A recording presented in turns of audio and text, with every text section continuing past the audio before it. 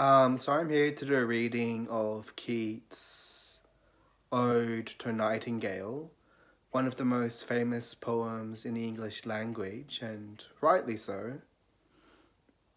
Personally, my favourite Keats poem isn't the Ode to a Nightingale, it's To Autumn, but this is a close second. So basically, the poem it deals with a lot of very weighty or hefty themes, like the nature of loss and death and existence, and it ties these to discussion or to the contemplation of the natural world, specifically to bird song, the music of birds, and in particular to the song of the nightingale. So the poem is written as an address to a nightingale that Keats, or the poetic narrator, hears singing and warbling. And also, more than that, at the level of style, its rhythm and sounds, to my ear, are quite similar to birdsong and to the mellifluous, with mellifluous being the operative word for Keats in general, song of nightingales. Um, yeah, basically, the poem both is about, in this sense, it's both about the song of nightingales and also is the nightingale song or the song of nightingales. So it represents at the same time as it explores and examines. Okay, without further ado, I'll read the poem. Ode to a Nightingale. My heart aches, and a drowsy numbness pains my sense, as though of hemlock I had drunk, or emptied some dull opiate to the drains 1 minute past, and Lethe-wards had sunk.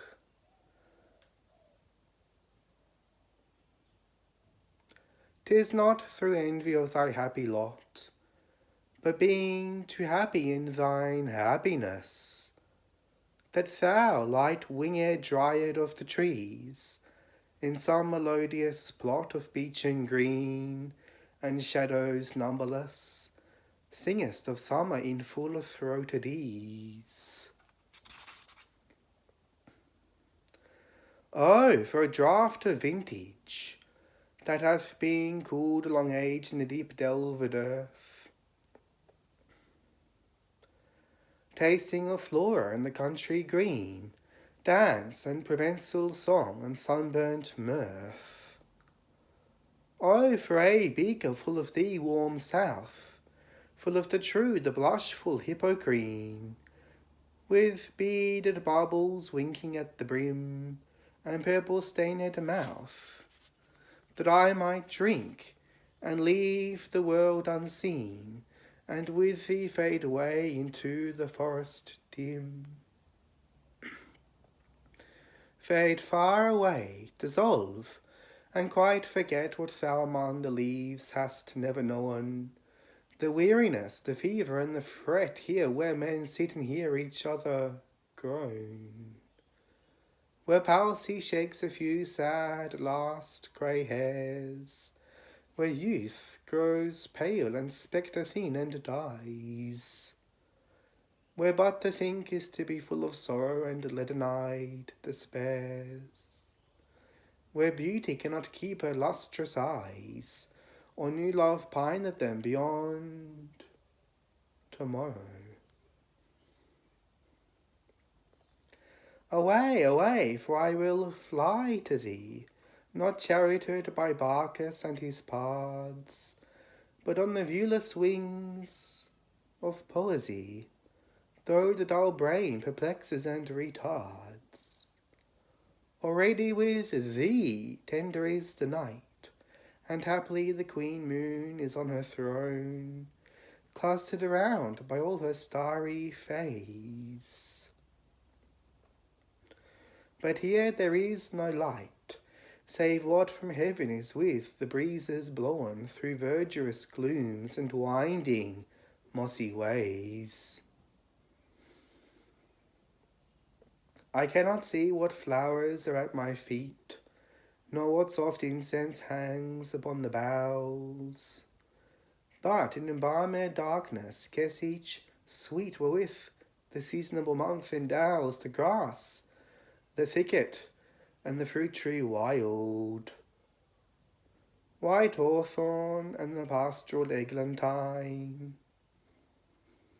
fast fading violets covered up in leaves, and amid May's eldest child, the coming musk rose, full of dewy wine, the murmurous haunt of flies on summer eves.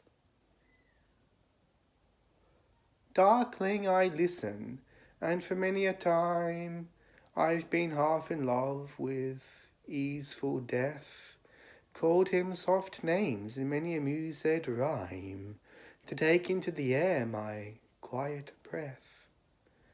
Now more than ever seems it rich to die, to cease upon the midnight with no pain, while thou art pouring forth thy soul abroad in such an ecstasy. Still wouldst thou sing, and I have ears in vain, to thy higher cream become a sod. Thou wast not born for death, immortal bird, no hungry generations tread thee down. The voice I hear this passing night was heard in ancient days by emperor and clown.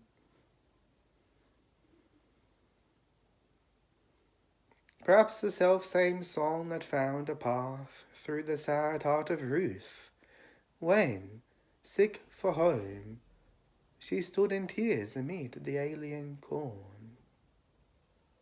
The same that oft times hath charmed magic casements, opening on the foam of perilous seas, in fairy lands forlorn.